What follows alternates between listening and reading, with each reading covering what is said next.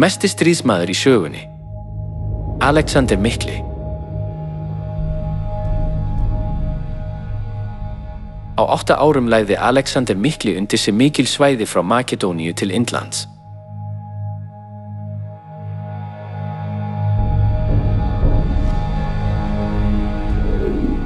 Hann byggði 70 borgir nefndar Alexandría eftir sér í löndunum sem hann lagði undir sig. Alexander mikli, hershöfðingi sem lagði undir sig fjórðung heimsins og var mjög virtur. En jafnvel slík hetja var ekkert annað en venjulegur maður frammi fyrir dauðanum. Rými þar sem líkami minn verður lagður eftir að ég dey eru aðeins nokkri fermetrar. Til að ná þessum fermetrum hef ég sigrað ótal óvini og hlaupið þúsundir kílómetra. Hann lést úr háum hita í framandi landi, 33 ára aldri. Þótt hann hefði allt sem hafði efnislegt gildi, vald, auð og heiður,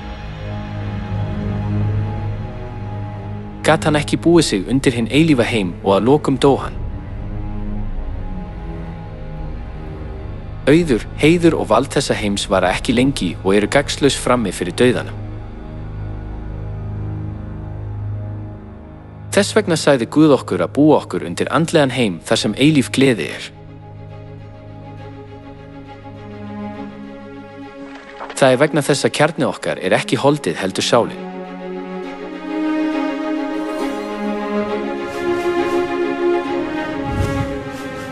Stærðu þig ekki af morgundeginum. Líf án þekkingar á hinum eilífa heimi er tilgangslaust. Stutta líf okkar á þessari jörð er tími til að búa okkur undir hinn eilífa heim. Hvað eigum við að gera til að fara inn í hinn eilífa andlega heim? Eilífi andlegi heimurinn án sársauka eða dauða. Forgengilegur líkami kemst ekki inn, heldur aðeins sá sem hefur eilíft líf.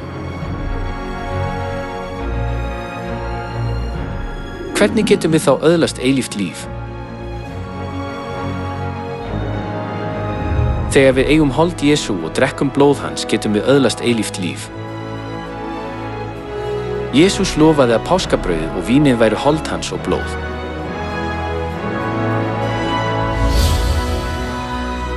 Þannig geta þeir sem öðlast eilíft líf í gegnum páskana farið inn í andlega heiminn, þar sem þeir munu ferðast frjálslega alheiminn. Horfum fram til hins eilífa andlega heims frekar en að sóa lífi okkar í að einblína á efnisheiminn og tökum þátt í hinu heilaga loforði eilíft líf.